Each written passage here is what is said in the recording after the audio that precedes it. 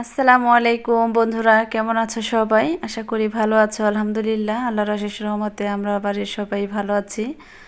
তো এই যে আজকে একটু রান্নাঘরে চলে আসলাম। অনেক দিন ধরে মনে হচ্ছিল যে যত কিছুই খাই কোনো কিছুই মুখে রুচিতে আসে না, ভালো লাগে না। ভাবছিলাম যে কি খাবো কি খাবো। তো হঠাৎ করে ভাবলাম কি যে খুদের ভাত রান্না করি। আমার খুদের ভাত খুবই ভালো লাগে যদি সেটা শুটকির ভর্তা হয় আর কাঁঠাল বিচির ভর্তা হয়। তো আমার এই কাঁঠাল বিচির ভর্তা আর শুটকির ভর্তা খুবই প্রিয়। তাছাড়াও অন্যান্য আইটেমের ভর্তাও আছে, সেগুলো আপনাদের সাথে শেয়ার করব। আর খুদের ভাত রান্না করব, সেটার জন্য আমি এই যে সব কিছু মরিচ, রসুন, পেঁয়াজ, কাঁচামরিচ, তাছাড়াও শুটকি যাবতীয় সম্পূর্ণ জিনিস আমি এখানে ধুয়ে রেখেছি। আর এই মরিচগুলো হালকা একটু তেলে ভেজে নিব। আমি সবগুলোই তেল দিয়ে হালকা হালকা করে ভেজে নিব, যাতে করে ভর্তা করলে ভর্তাটা খেতে একটু টেস্টি হয়। তো এই যে এখানে কালো জিরা, রসুন এগুলো আমি ভেজে নিব। খুদের ভাত রান্না করব, আর এর মধ্যে যদি 5-6 আইটেমের ভর্তা না হয় তাহলে কি মজা লাগবে আপনারাই বলেন। আর এখানে আমি কচুর পাতার ভর্তা করব, সেজন্য কচু পাতাগুলো আমি কেটে পরিষ্কার করে রেখেছি, এগুলো ধুবো। আর অলরেডি আমার এখানে কাঁচামরিচ, কাঁঠালের বিচি আর আলু এগুলো আমি সিদ্ধ করে তারপর এখানে একটু ঠান্ডা পানিতে ভিজিয়ে রেখেছি, এগুলোরও ভর্তা করব। তো বাদবাকি যা আছে সেগুলো আমি তেলে একটু ভেজে তারপরে এগুলো ভর্তা বানানোর জন্য প্রস্তুত করে নিচ্ছি। আর এই রসুনটা কিন্তু বেশিরভাগ রসুনটা যাবে আপনার ওই কচু পাতার ভর্তায়, আর রসুনের ভর্তা বানাবো শুকনো মরিচ দিয়ে, সেটায়। এদিক দিয়ে আমার আব্বা, আমি খুদের ভাত খেতে চেয়েছি সেজন্য আমার আব্বা সারা শহর ঘুরে তারপর এই যে খুদ নিয়ে এসেছে। এগুলো খুদ বললে ভুল হবে, চাল ভেঙে গুঁড়ো করে এরকম খুদ বানিয়েছে। অরিজিনাল যে খুদ সেগুলো বাড়ি খেতে খামারে যে ধান চাষ হয় সেই ধান ভাঙলে সেগুলো থেকে যে খুদ বের হয় সেগুলো অরিজিনাল খুদ। আর এগুলো চাল ভাঙিয়ে তারপর খুদ বানায়। এখানে আমি ইচার শুটকির ভর্তা বানাবো, তাছাড়াও কাচকির শুটকির ভর্তা বানাবো। আমার ছেলে যে ইচা মাছের যে শুটকির ভর্তা এটা খাবে না, তারপর কচু পাতার ভর্তা সেটা খাবে না, যেহেতু ওর প্রচণ্ড অ্যালার্জি। সেই অ্যালার্জির কারণে আমি ওকে একটু বাছ বিচার করে খাওয়া দাওয়া করাই। সেজন্য ওকে কাচকির শুটকির আর কি ভর্তা করে দিব, তাছাড়াও ডিমের ভর্তা। তো অন্যান্য আইটেমের যাবতীয় যা ভর্তা আছে সেগুলো নিশ্চয়ই আপনারা সামনে দেখতে পাবেন। এই ভিডিওতে আমরা কি কি করছি এবং কিভাবে খাওয়া দাওয়া করলাম সম্পূর্ণ কিছু দেখতে হলে ধৈর্য ধরে সম্পূর্ণ ভিডিওটি আপনাদের দেখতে হবে। তো এই যে এখানে আমি ভাগানে সব কিছু ভেজে নিয়েছি। আর এখানে এই যে কিছু কাঁচা পেঁয়াজ রেখেছি, সেই পেঁয়াজগুলো আমি ভর্তায় কাঁচাভাবেই ব্যবহার করব।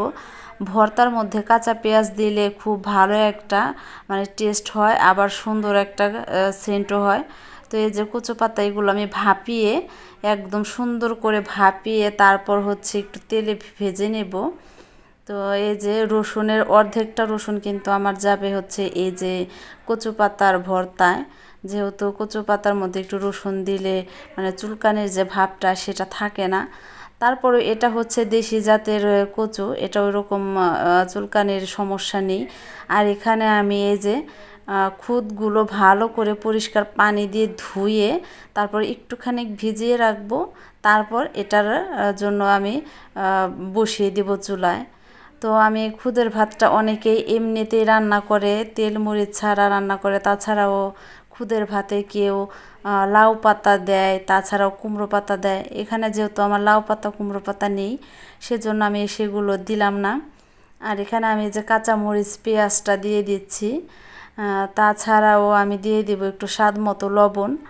আর আপনারা ভাতটা রান্না করার সময় একটু লক্ষ্য রাখবেন, লবণটা যদি ভাতে সুন্দর মতো হয় তাহলে কিন্তু ভাতটা খেতেও মজা লাগে। আর এখানে দিলাম একটু সয়াবিন তেল। এখন আমি এটাকে ভালো করে হাতে মেখে দিব, হাতে একদম সুন্দর মতো মেখে ঝুঁকে তারপর চুলায় বসিয়ে দিয়ে আমি ভর্তা বানানোর কাজে চলে যাব। যেহেতু অনেক আইটেমের ভর্তা, অনেকটা টাইম লাগবে বাটা ঘষা করতে, সেজন্য আমি ভাতটা আগে বসিয়ে দিয়ে যাই। খুদের ভাত আপনারা যদি একটু শক্ত শক্ত টাইপের রাখেন তাহলে কিন্তু খেয়ে মজা পাবেন না।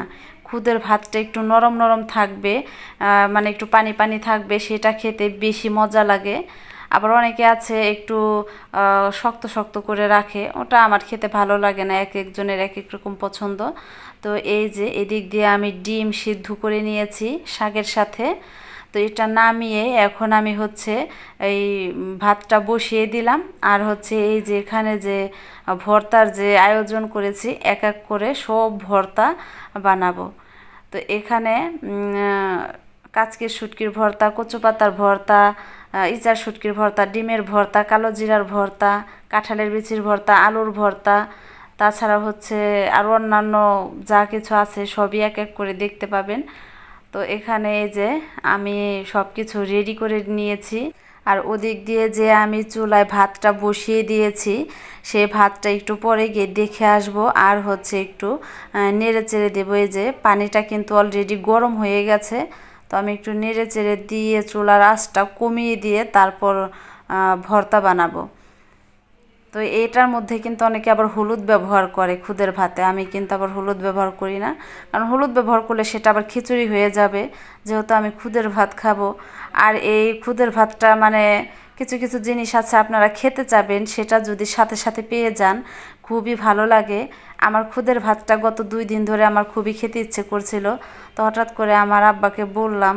তো আমার আব্বা বললো কি যে সব কিছু রেডি করবো, কিন্তু খুদ তো পাওয়া যাচ্ছে না।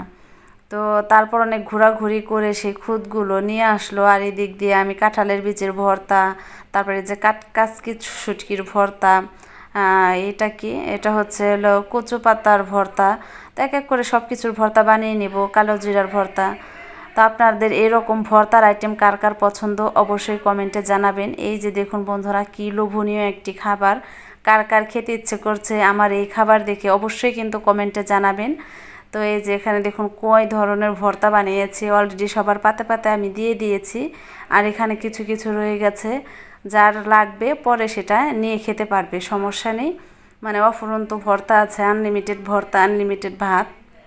যেহেতু আমার ছেলে 2-3টা আইটেমের ভর্তা আছে, সেগুলো খাবে না, সেই জন্য ছেলের জন্য আবার হচ্ছে ডিমের ভর্তা বানালাম।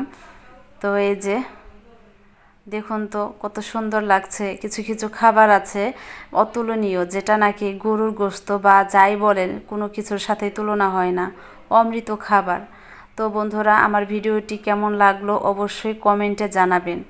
আর এরকম খুদের ভাত কার অঞ্চলে এটার নাম কি, আমরা তো মানিকগঞ্জে আমরা এটাকে খুদের ভাতই বলি। তো আপনারা কে কোথা থেকে দেখছেন অবশ্যই কমেন্টে জানাবেন যে আপনাদের অঞ্চলে এটার নাম কি। তো সবাই ভালো থাকুন, সুস্থ থাকুন। আর আমার ভিডিওতে অবশ্যই লাইক কমেন্ট শেয়ার দিয়ে পাশে থাকবেন, যাতে করে প্রতিদিন আপনাদের সামনে নতুন নতুন ভিডিও নিয়ে হাজির হতে পারি। তো বন্ধুরা, তোমরা সবাই ভালো থেকো, সুস্থ থেকো। আল্লাহ হাফেজ।